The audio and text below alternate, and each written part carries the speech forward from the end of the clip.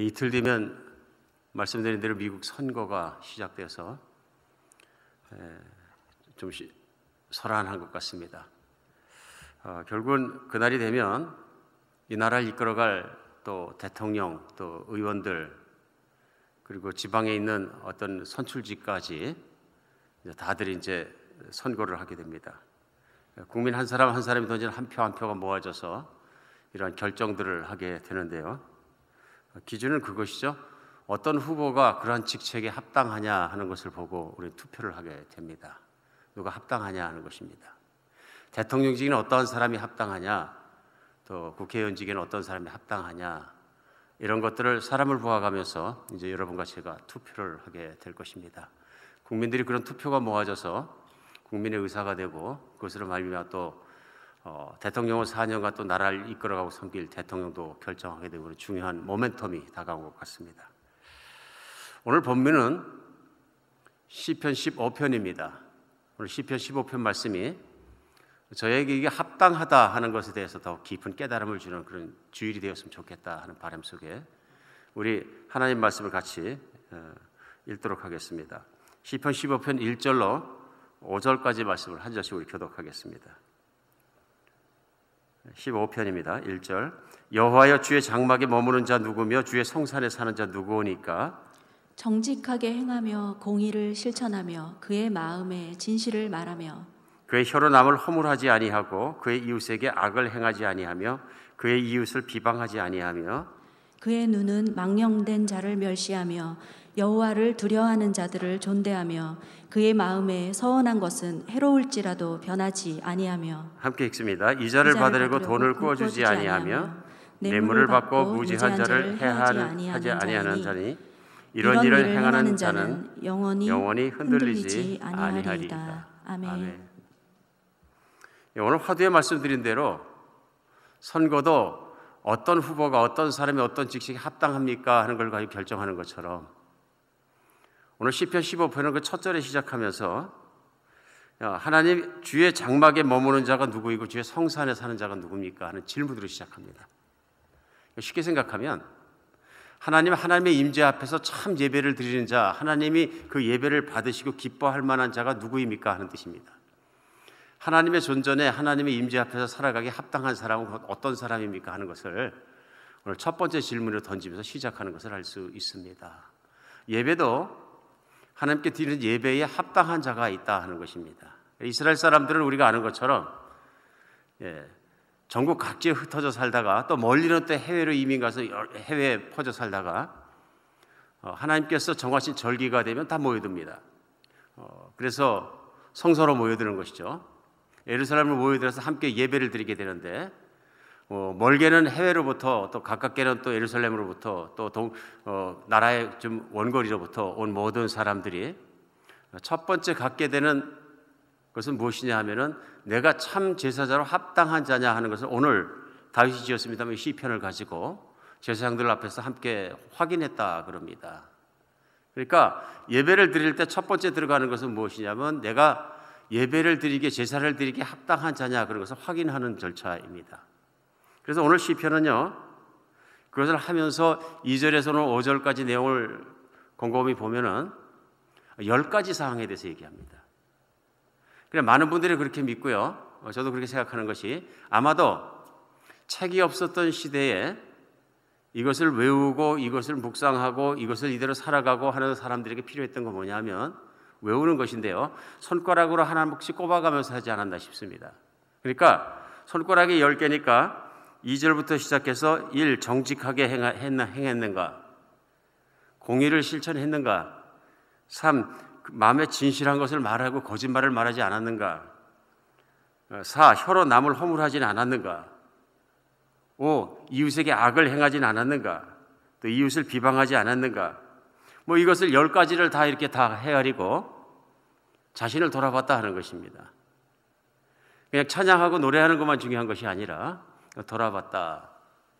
사실은 굉장히 중요한 것이다 하는 생각이 듭니다. 우리는 예배를 드리면 무조건 하나님이 기뻐하신다 이렇게 생각할 수도 있습니다. 안 하는 것보다 훨씬 나니까요. 그런 차원에서 내가 교회를 오는 것이 마음이 어떤 상태이든 어떤 조건이든 어떤 모습이든 하나님께 기쁨이 되고 영광이 되고 나 자신에게도 이게 복이 된다 이렇게 생각할 수도 있습니다. 그런데 성경을 보면 볼수록 하나님께서 기뻐하시는 예배자가 따로 있다 하는 것을 알 수 있습니다. 그래서 구약 성경 안에서도 이스라엘 사람들이 가장 뼈아프게 배우고 끝까지 힘들게 하나님 그 길을 따라가는데 실패하고 했던 길이 뭐냐면 참된 예배자로 살아가는 길이었습니다.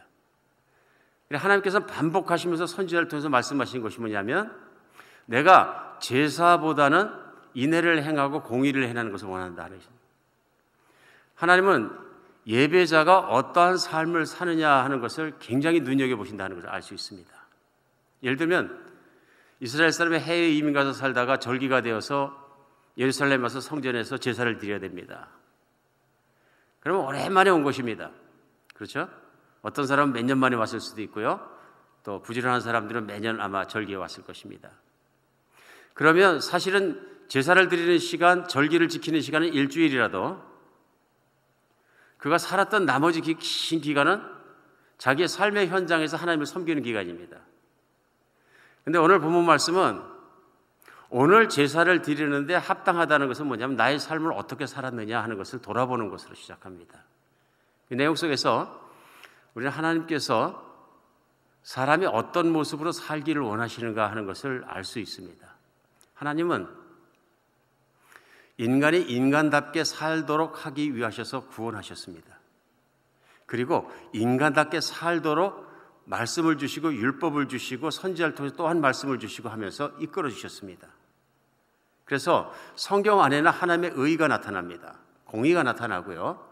그 공의는 곧 무엇이냐면 하나님이 이 세상 속에서 사람들이 살아가야 되는 정의롭고 인자하고 하나님을 나라 선한 것을 하나님께서 원하시는 그것들을 포함하고 있는 것입니다.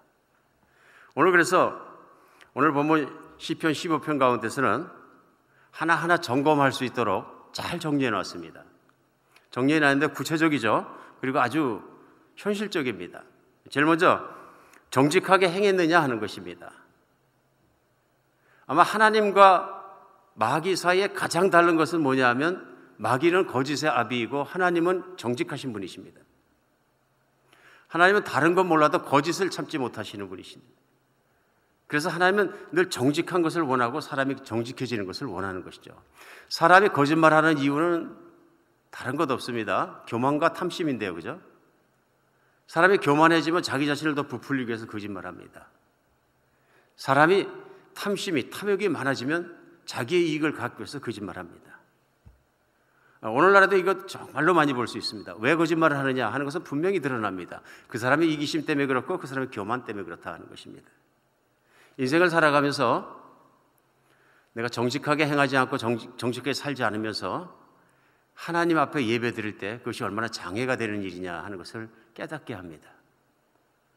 사실 우리 예배를 드릴 때마다 자신을 돌아보면서 막연하게 나는 하나님께 합당한 자인가 생각하는 것보다는 나는 과연 정직하게 살았는가 돌아볼 필요가 있습니다. 왜냐하면 하나님께서는 예배자를 찾으시기 때문에 그렇습니다. 예배 모양이 아니고요. 예배자를 찾으십니다. 그 예배자가 하나님께 어찌 사랑하고 하나님의 말씀에 순종하는지, 그래서 그것이 삶의 모습으로 어떻게 드러나는지 하나님은 찾으시고 구하시고 계시다 하는 것입니다. 오늘 예수님을 믿는 우리들도 과거에 그렇게 살지 못했던 것을 그렇게 살게 하기 위해서 하나님께서는 예수 그리스도를 이 땅에 보내주셔서 십자가에 못 박혀 피 흘려 돌아가게 하셨습니다. 그래서 누구나 예수님을 믿고 자기의 옛사람을 십자가에 못 박은 사람들은 이제는 더 이상 예전에 그랬던 것처럼 이익을 더 얻기 위해서 거짓말을 하고 또 자기의 교만을 정말 한껏 올려가지고 자기를 부풀리기 위해서 사람 앞에서 허풍을 떨거나 교만을 부리고 거짓말하고 이런 거짓의 삶을 살지 않는다 하는 것입니다. 얼마 전에도 지난주에도 미국에서 한 여자분이 하여튼 꽤 중요한 직책까지도 올라가셨는데 그 사람의 과거 이력을 조사해보니까 몽땅 다 거짓말이라는, 몽땅 다 거짓말. 그러니까 결국 그걸 쓴 사람들이 다 주변 사람들이 사기당한 것이죠. 욕망이 거짓하게 합니다. 오늘 정직하게 하는 것 첫 번째 말씀이 나누고 두 번째는 공의를 실천한다 하는 것이 나옵니다. 공의는 공평함과 정의로움이죠. 그래서 우리 살아가면서 의를 따라 살아간다, 정의를 추구하고 그 다음에 참 공평하게 살아간다 하는 것이 쉽지 않다는 것을 우리는 발견합니다. 왜냐하면 세상이 의로 가득한 것이 아니기 때문에 그렇습니다. 뿐만 아니라 마음의 진실을 말한다 하는 것이 세 번째로 나옵니다. 더 깊은 거죠. 표면적인 것뿐만 아니라 마음속 깊은 곳으로부터 선한 생각과 거룩한 생각, 그것을 따라 진실하게 살았느냐 하는 것입니다. 그래서 그 마음에 진실한 것을 말해서 거짓말을 안 한 것뿐만 아니라 선과 사랑과 인내함을 가지고 행동을 했느냐 하는 것을 언어를 두고 점검하는 것을 알 수 있습니다. 3절에 계속되는 말씀이 무엇이냐면요, 그의 혀로 남을 허물하지 아니하고 하는 말이 나옵니다. 그러니까 우리 금방 알 수 있죠? 험담했다는 얘기입니다.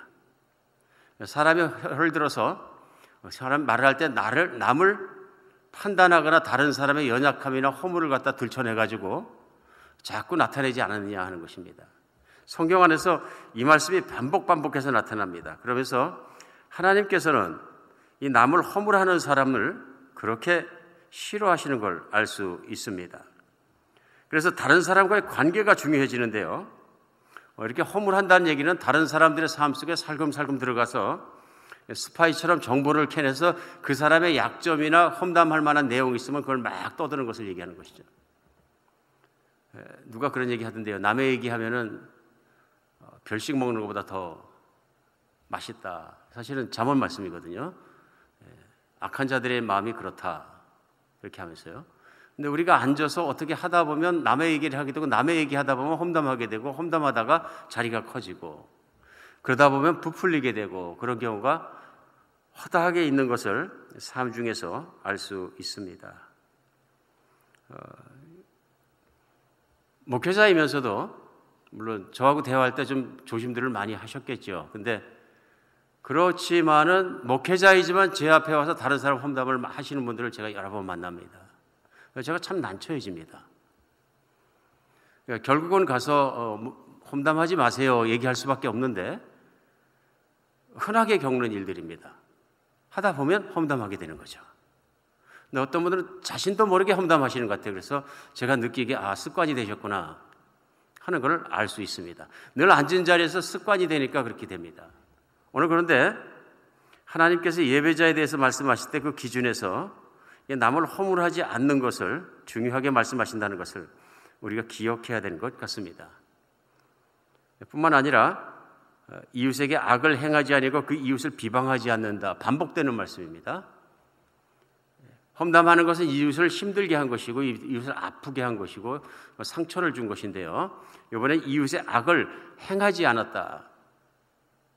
반대말로 하면은 이웃의 선을 행하는 사람을 하나님 기뻐하시는 거죠. 특별히 이웃을 비방하지 않았다, 드러내놓고 욕하지 않았다 하는 뜻입니다. 그죠? 뿐만 아니라 4절에 그의 눈은 망령된 자를 멸시하며 여호와를 두려워하는 자를 존대하며 하고 나옵니다. 망령된 자는 하나님을 모욕하는 자입니다.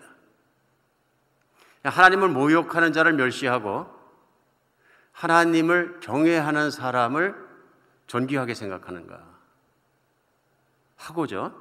하나님에 대한 사람의 태도를 얘기합니다.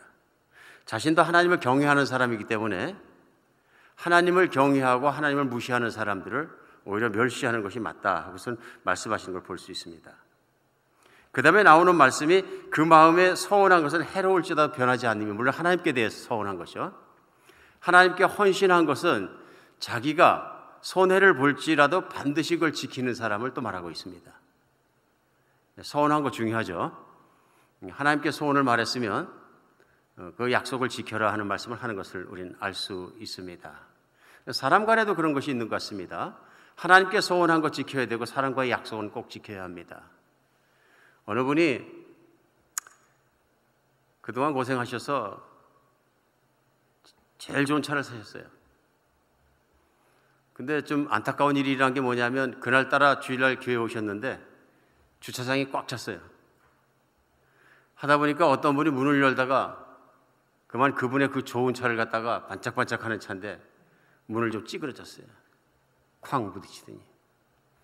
뭐 아마 부딪힌 분의 차는 정말 싸구려 차이고 애들 키우느라고 정신이 없는 자매님이 쾅 부딪혔는데 좋은 일이 있었어요. 그 좋은 차를 사신 분이 와서 보고 속이 많이 상하셨는데 이거 모르고 한 일이니까 제가 그냥 고칠게요 이렇게 됐습니다. 거룩한 일이죠. 약속이고요. 소원입니다. 그러면 저희가 옆에서 볼 때도 박수 칩니다. 야, 훌륭하시다. 잘하셨다. 그 차도 그 집 살기 어려우신데 그 좋은 차를 고쳐주려면 큰일 날 뻔했다 그랬는데 이분이 가셔서 견적을 받고 뭐 하시다가 한 7, 8천 불 들어간다 그러니까 화가 나셔가지고 그 집에 연락하셔서 돈 물어내셔 이렇게. 박수 칠 때까지는 좋았는데 박수 치는 사람들이 머쓱해집니다. 서운한 걸 마음을 바꾸는 거죠. 그러지 않아야 된다. 그러지 않아야 된다. 하나님을 대해서 서운한 것이지만 우리가 사람들과 내가 말을 내고 약속한 것은 손해가 되더라도 가슴이 쓰리더라도 그것을 그렇게 지킬 수 있는 신실한 마음이 필요하다 하는 것입니다. 신실한 사람을 하나님 기뻐하신다. 5절에요. 이자를 받으려고 돈을 꾸어주지 아니하며 하는 말씀이 나옵니다. 물론 오늘날은 너무 많은 분들이 꾸고 또 갚고 하기 때문에 오늘날 자본주의에 이것이 어떻게 맞을지는 말씀이 참 어려움이 좀 있습니다. 그러나 이스라엘 사람들은 공동체이기 때문에 하나님께서 동족에게 이자를 받고 돈을 꾸어주는 것을 금지하셨습니다. 이유가 있습니다. 돈을 꾸는 사람들은 가난하기 때문에 꾸는 것입니다. 대개 과거에 돈을 꾸는 사람들은 이유가 한 가지입니다. 먹고 살 것이 없는 것입니다. 양식이 부족한 것입니다. 형제가 양식이 부족해서 꾸는 사람을 갖다가 농경사회에서 이자를 왕창 받아버리면 무슨 문제가 생기느냐 하면 그가 이자에 묶여서 그 다음에도 또 꿔야 됩니다. 결국은 어떻게 되면 하나님이 주신 토지까지 빼앗기게 됩니다. 그래 이스라엘에서 나중에 비일비재하게 이잣돈을 받고 나중에 토지를 담보로 받았다 차업을 하고 이런 과정을 통해서 어떤 사람은 부자가 되어서 그런 돈놀이를 하면서 토지에 토지를 연하고 토지에 토지를 연하고 집에 집을 연하고 집도 수없이 많고 땅도 수없이 많아지는데 어떤 사람들은 농사질 땅이 없어서 소작농으로 전락해버리는 이런 현실이 일어났다 하는 것입니다. 오늘날 자본주의 사회에서는 당연히 그런 능력 있는 사람이 다 가져가지 하나님이 이스라엘과 하나님의 가나안 땅에서는 통용될 수 없는 일입니다. 하나님은 이스라엘 백성에게 땅을 나누어 주셨습니다. 어떻게? 거저.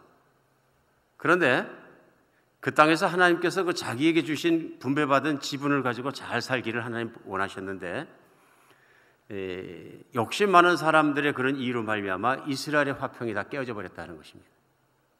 오늘 이 말씀은 이자를 받으려고 돈을 꾸어주지 아니하며 하는 것은 그런 말씀입니다. 여러분과 저는 부익부 빈익빈이 당연하고 밥 먹듯이 아침 저녁으로 일어나는 사회 속을 살아갑니다. 그러나 하나님은 재물을 다루는 것도 공의롭게 다루어지기를 또 사랑과 거룩함을 따라 나누어지기를 원하십니다. 뿐만 아니라 뇌물을 받고 무죄한 자를 해하지 아니하는 자는 복이 있다. 하나님께서 예배에 합당한 자이다. 또 하나님의 성소에 살기 합당한 자다. 오늘 말씀에 하시는 것을 볼 수 있습니다. 한 10가지 내용을 우리는 오늘 시편 말씀을 그냥 쭉 나눴습니다. 실제적인 것이고 우리의 삶에 곧바로 적용이 되는 것입니다. 근데 중요한 것은 하나님의 진실로 이런 사람을 찾는다 하는 것입니다. 이런 사람을 찾는다. 실제로 성경의 욥 같은 사람은 자식들이 생일 파티가 끝나고 나면 꼭 자식들의 한 사람 한 사람의 이름대로 하나님께 제사를 드렸다. 그 이유는 뭐냐면 파티를 하면서 생일 파티를 하면서 이들이 방탕해지고 마음이 느슨해져 가지고 지었을지도 모르는 죄악 때문에 미리 가서 하나님께 제사를 드렸다. 물론 자식을 데리고 제사를 드렸겠죠. 그런 과정 속에서 그들이 하나님 앞에 합당하지 못한 것들, 하나님과 함께 지내기는 합당하지 못한 것을 다 쏟아놓게 했다 하는 것입니다. 오늘 이 말씀 속에서 참으로 중요한 것은 뭐냐 하면 하나님의 임재 앞에 나와서 하나님 앞에 살아가면서 우리가 자신을 점검하는 태도입니다. 잘 점검하지 않으면 자칫 잘못 하나님 앞에 뻔뻔해질 수 있는 것 같습니다. 하나님은 오늘 본문에 나와 있는 말씀대로 살게 하기 위해서 그 아들 예수 그리스도의 생명을 내어놓으셔야 했습니다. 우리 배부르게 살으라고, 욕심을 채우라고, 교만해지라고, 오만한 자에 앉으라고 주신 것이 아니라 인간답게 살기 위해서, 인간의 도를 걷게 하기 위해서 그리 하신 것입니다. 오늘 여러분과 저는 아마 인류 역사상 가장 교만하고 가장 이기적인 시대에 살고 있습니다 하고 말해서 과언이 아닙니다. 인간이 문명은 발전한 것 같지만은 성경이 말씀하시는 인간의 타락으로 말미암아서 생기는 그 교만함과 그 욕심은 이 지구 어떤 세대가 살았을 때보다 더 크고 더 강합니다. 저는 그렇게 믿습니다. 오늘 이런 시대를 살기 때문에 위험한 것이 있습니다. 오늘도 의롭게 향하는 것, 공의롭게 향하는 내용들이 많이 나옵니다. 우리는 하나님의 의로운 분이시고 의의 자녀들입니다. 그렇기 때문에 세상이 공의롭지 못하고 정의롭지 못하고 그렇게 살아가는 모습을 보고 가슴이 상할 수 있어야 합니다. 또 가슴이 상합니다. 그런데 내 삶이 잘못되어 있으면 세상에 그런 것이 자연스럽게 생각되고 나도 똑같이 거기에 컨펌 되게 됩니다. 오늘 세상은 도덕과 윤리가 무너지고 망가지게 하는 세상입니다. 도덕과 윤리는 시간을 통해서 만들어지고 또 미국 같은 경우에는 성경적인 밸류를 가지고 세워진 것들이 많습니다. 그런데 그런 것들이 무너져가는 것입니다. 그러니까 미국에서 지금 선거 때긴 합니다만은 닉슨 대통령 때 닉슨 게이트가 상대방 당사에다가 스파이를 들여보냈다가 결국은 적발되었습니다. 뭘 얼마나 가져갔는지 모르겠습니다. 그러나 그런 말미암아서 대통령도 내려서고 관련됐던 사람들이 감옥에 가는 그런 일이 벌어졌었거든요. 또 어떤 대통령은 성적 추문이 있기 때문에 자리에서 내려와야 되기도 하고 또 그런 말미암아서 탄핵을 받기도 하고 그렇습니다. 근데 세월이 흘러갈수록 그런 것들에 대해서 도덕적 기준들에 대해서 흐미해지고 있지 않는가 하는 것은 걱정이 됩니다. 웬만해서는 눈도 깜빡하지 않습니다. 왜 그러냐면 무대적이고 있기 때문에 그렇습니다. 세월이 갈수록 이런 것들이 무너져 가고 있는 건 아닌가 하는 생각이 듭니다. 지도자일수록 이런 기준들에 대해서 타이트해야 되는 것이 맞습니다. 교회도 마찬가지인 것 같습니다. 지도자가 되어질수록 하나님의 쓰임 받을수록 타이트해질 수밖에 없습니다. 그러나 오늘 여러분과 제가 사는 세상은 이런 것들이 많이 느슨해졌습니다. 왜 그러냐면요, 온 국민이 부자가 되면 잘 살면 된다 하는 생각에다 너무 초점을 맞추면 진짜로 중요한 덕목이나 인격이나 이런 부분에 대해서 소홀해지기 쉽습니다. 물론 지도자는 온 백성이 잘 사는 것, 행복하게 사는 것, 그것을 섬기기 위해서 초점이 맞춰져야 합니다. 그러나 그렇게 되기 위해서 중요한 것이 있습니다. 지도자가 지도자의 덕목을 갖추어야 합니다. 그걸 갖추지 못하면 결국은 세상을 그런 세상으로 계속 몰고 가게 됩니다. 건강한 도덕과 윤리가 지켜지는 지도부터 시작해서 나라가 되기를 여러분과 제가 기도하기를 간절히 원합니다. 우리 모든 것 가운데 그러기 위해서는 하나님께서 그리스도인들을 세상의 빛이 되고 세상을 선도하도록 불러주셨습니다.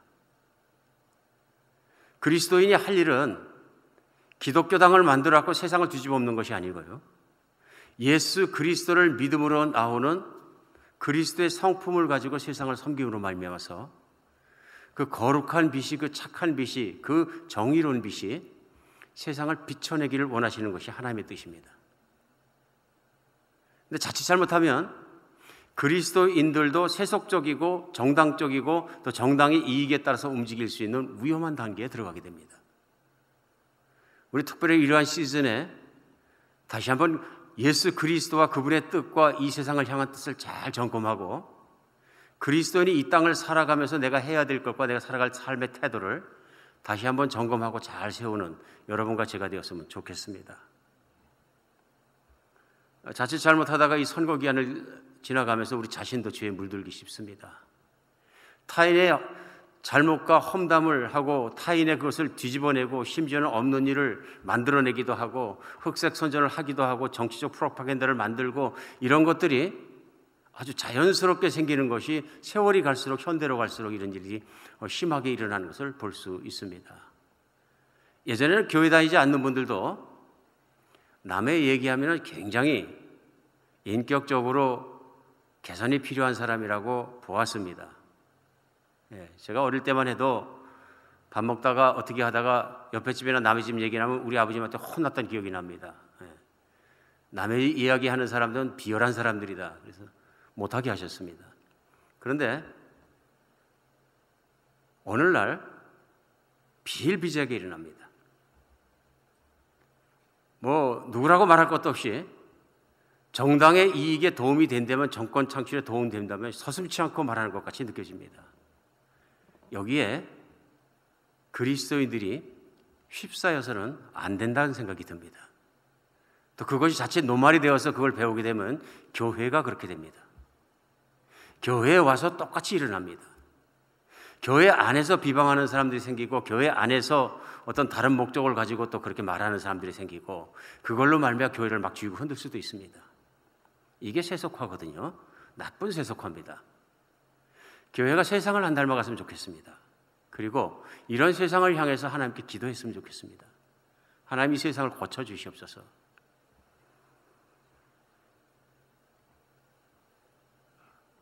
뿐만 아니라 저희는 도덕과 윤리가 무너지는 것에 대해서 경계할 뿐만 아니라 집단 이기주의를 경계해야 합니다. 하나님 보시기에 기쁘지 않은 모습들이 너무 많이 일어납니다. 우리 그리스도인은 세상 가운데 정과 욕심을 십자가에 못 박고 세상 안에서 내 이웃을 내 몸같이 사랑하라는 우리 주 예수 그리스도의 황금률의 말씀을 가슴에 품고 살아가는 공동체입니다. 그런데 그 사랑이 이웃을 향해서 있지 않고 나 자신에게만 향해 있으면 교회가 집단 이기주의로 가득 차게 됩니다. 세상이 무너지건 말건 어떻게 되건 이웃이 어떻게 되건 교회만 잘 살면 된다는 것으로 끝나버립니다. 이것도 무서운 것입니다. 근데 여기서 끝나지 않고 내가 소속된 정당만 이기면 된다 하는 생각에 휩싸일 수도 있습니다. 이게 너무 강해지면 어떻게 되냐면요, 폭력으로 변합니다. 세상에 있는 정치적 폭력들은 왕왕 왜 일어났냐면요, 이런 이기주의 때문에 일어납니다. 교만과 이기주의가 폭력을 들추게 되고요, 결국 내 주먹에 힘이 있다고 생각하면 그것을 쓰게 되는 것입니다. 이런 모습이 안 되었으면 좋겠습니다. 미국은 자타가 공유하는 기독교 국가입니다. 지금도 당신의 종교는 무엇입니까? 하고 책박스를 내밀면 80% 이상이 나는 기독교입니다 하고 얘기합니다. 그런 나라입니다. 그런데 집단 이기주의에 휘말리면은 결코 하나님의 영광을 보일 수 있는 국가가 되지 못합니다. 정당 싸움이 치열해지면 집단 이기주의가 치열해지게 되고 국민이나 세계나 사람들의 안녕과 사람들의 행복은 뒷전으로 가버리고 정당만 싸우는 결과가 나오게 됩니다. 나중에는 서로 무력을 쓰려고도 하고요, 그런 으르렁 그런 모습이 보이게 되는 것입니다. 세계 속에 살아가는 미국은 미국만 위하는 나라가 되지 않았으면 좋겠습니다. 이것이 이기주의입니다. 한때 히틀러는 잘 비교를 했는지 모르겠습니다만은 자기의 족속을, 자기의 나라를 자존심을 부여하고 세계 최고의 나라로 만들기 위해서 뻘떡 일어섰습니다. 1차 대전 패전국으로서 자기의 정체성이 흐려서 허덕대던 독일 사람들은 히틀러의 등장에 대해서 박수치고 환영하게 되었습니다.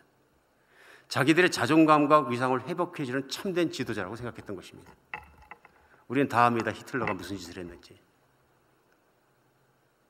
그런 백성들을 충동해가지고 전쟁터로 몰아내고 그 식구와 가족들을 죽음으로 몰아넣었을 뿐만 아니라 600만 이상 되는 유대인들을 학살하기도 하고 수많은 세계 사람들이 전쟁터에서 피를 흘리게 했습니다. 무서운 일입니다. 그러나 그것이 이기주의입니다. 집단 이기주의의 무서운 일입니다. 오늘날 독일 사람들은 진실로 그것을 회개하는 것 같습니다. 진실로 그것을 후회하는 것 같습니다. 겪어보지도 않고도 알아야 된다고 생각됩니다. 집단적 이기주의는 이 지구상의 우리 인류의 삶 속에 어마어마한 아픔을 낳았습니다. 이제 세계 속에서 미국이 부자가 되면 부자가 된 것처럼 세계 부자로서 섬겨야 될 부신 자기가 해야 될 일을 잘 알고 섬기는 나라가 되었으면 좋겠습니다. 그것이 참된 그리스도 국가에서 해야 될 일이고 그렇게 서로 동반하여 정말로 행복하고 잘 사는 지구촌 그리스도의 영광을 드러내는 그러한 섬김이 있는 것이 마땅히 먼저 부자가 된 나라가 해야 될 일이라고 믿어집니다. 오늘 10편 15편은 하나님 앞에 예배드리기에 합당한 자가 누구냐를 말씀하시면서 거기에 나오는 대부분 모든 내용들이 이웃에게 어떻게 했느냐, 어떻게 대했느냐, 어떤 태도로 말을 했느냐, 무엇을 나누었느냐, 돈을 어떻게 다뤘느냐 하는 실제적인 삶들을 나누고 있습니다. 그래서 오늘도 그리스도인으로서 살아가면서 내 주변에 일어난 일들과 우리의 삶은 무관하지 않습니다. 우리 기독교인이라고 해서 세상에 문 닫고 돌 쌓고 그 뒤에 앉아서 쳐다보지 않고 사는 것 아니고 우리는 하루하루의 삶 속에 세상 안에 참여하도록 부르심을 받았습니다. 이런 현장 속에서 그리스도인에서 하나님의 선명한 기준을 발견하고 세상을 따라가나 흔들리지 않고 주님의 기준을 따라서 똑바로 살아갈 수 있는 여러분과 제가 되었으면 좋겠습니다. 그러한 삶의 결과가 하나님 앞에 예배자의 모습으로 세워질 것입니다. 기도하겠습니다.